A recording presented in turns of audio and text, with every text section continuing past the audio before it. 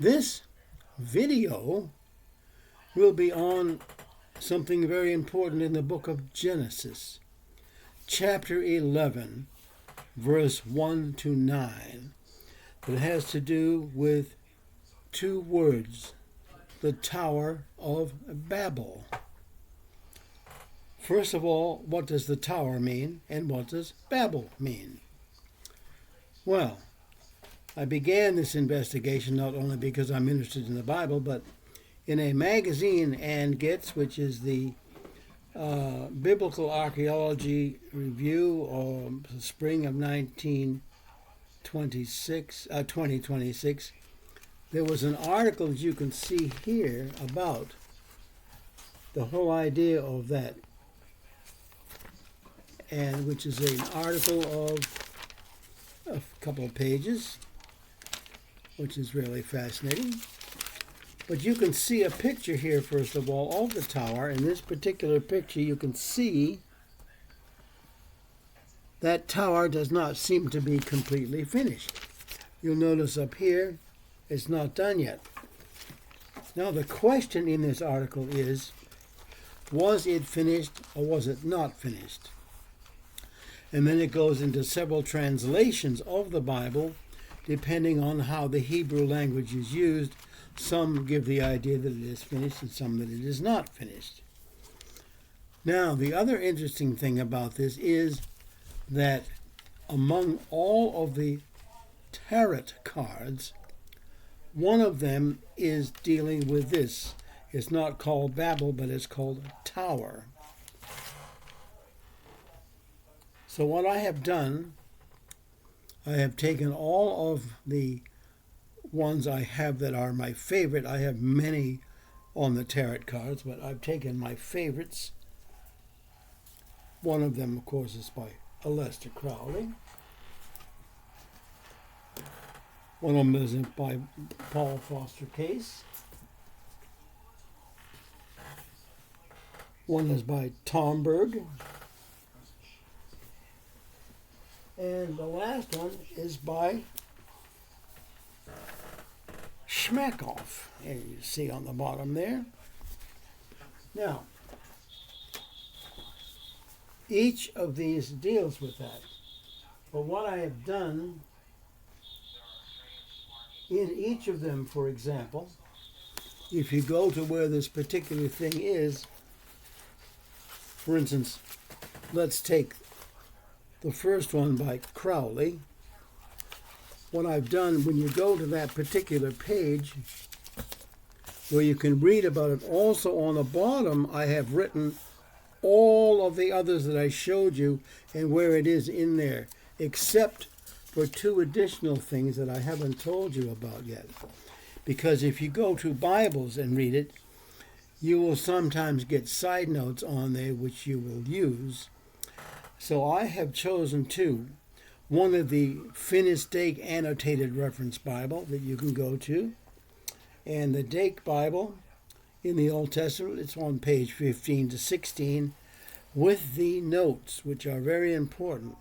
Also, the other one I have taken is the Restoration Study Bible, page 24, because that one gives appropriate translations and the notes, but also gives you a whole dictionary of the strong definition of words.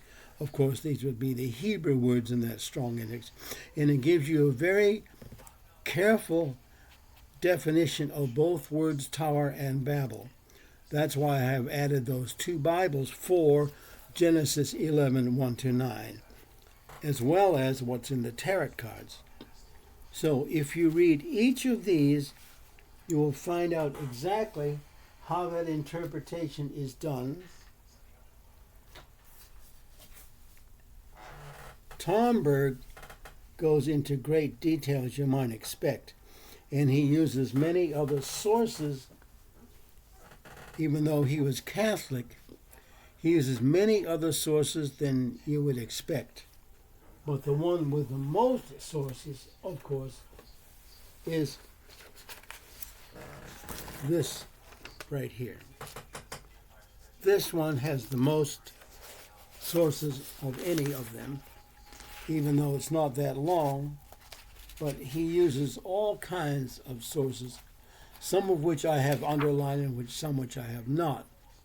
But I do underline the sources such as the Zohar, Ouspensky, Yoga, Vladimir Solovyev, a Russian, and Vladimir Leibniz. Let me see what else we got in here. And other things. Babbage. And let's see if we have any other source. No, then that's some of the sources. Plus, the pictures they give of it in here now is interesting. Let's go to the first page and see if we can find the picture. Now, this is the picture of the tower in this long one. I don't know if we can see it very well, but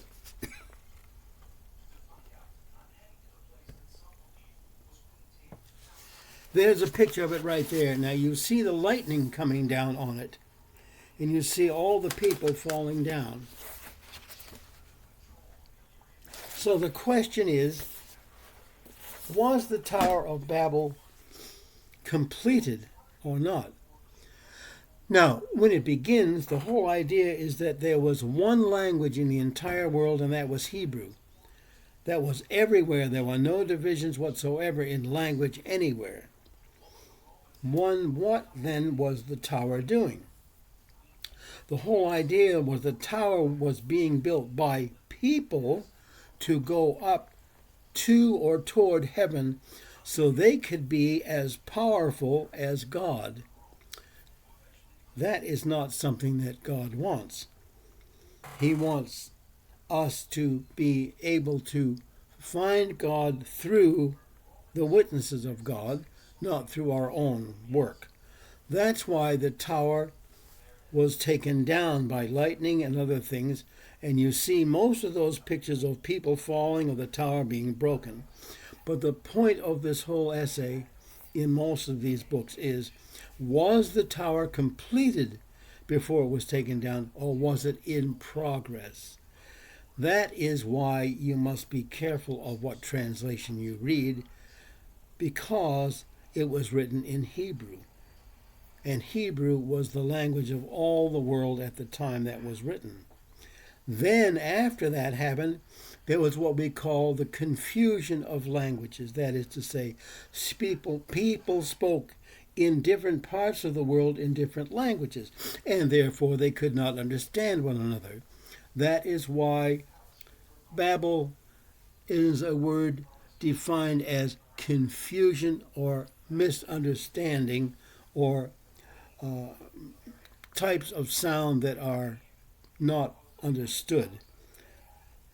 This is why that is such an important part of the Bible and such an important tarot card, because when you read all of these that I've shown you, you will get various interpretations which are also quite good. So you could spend a long time just studying Genesis 11, 1-9 in various Bibles and in these particular tarot books or any others you like. This will be called the Tower of Babel.